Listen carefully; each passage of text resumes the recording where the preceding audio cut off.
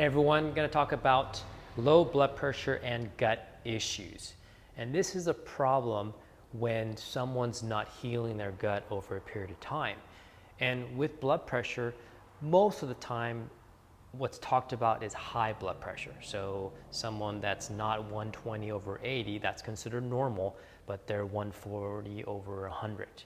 But low blood pressure is not talked about enough, and that has an impact on your gut issue and the possibility of your gut healing over time. So I work with a lot of female clients, and most of the time they have low blood pressure, and then they have a concomitant gut issue. So let's say a person is 90 over 60. That's a problem when it comes to healing your gut.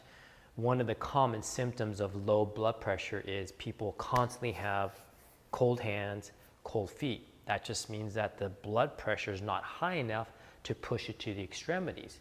Now, where this comes into play with your gut is if you look at your GI tract, that's what we're talking about. You're looking at the esophagus, your mouth, esophagus, stomach, your small intestine, and then you have your large intestine below that.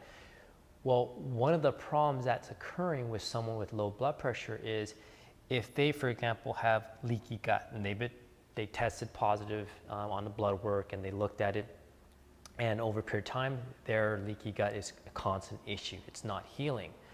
Well, the blood supply is provided by the mesenteric vascular system. That's what supplies, those are the arteries that supply your GI tract with blood. So when you don't have enough blood pressure and it's too low, you're not getting the blood into this area.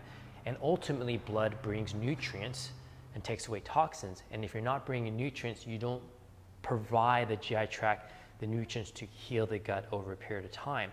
So oftentimes, if someone has low blood pressure, you have to help normalize and raise the blood pressure over time, and that will be a factor in healing your gut.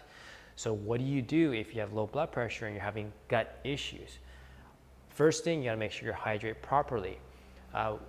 When you hydrate, you also have to consider salt intake. So you make sure for every liter that you're consuming, you add 1 pinch of salt. I like Celtic sea salt as over 80 trace minerals.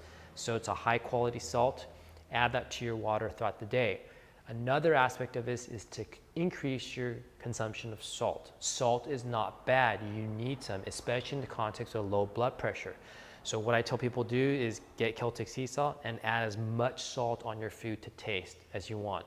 Some people almost freak out because they're like, oh my gosh, this is a lot of salt, but it tastes good to them. So use their taste buds to increase the salt intake, and over a period of time, that should help normalize your blood pressure and also help heal your gut over a period of time. Until next time, eat well to feel well.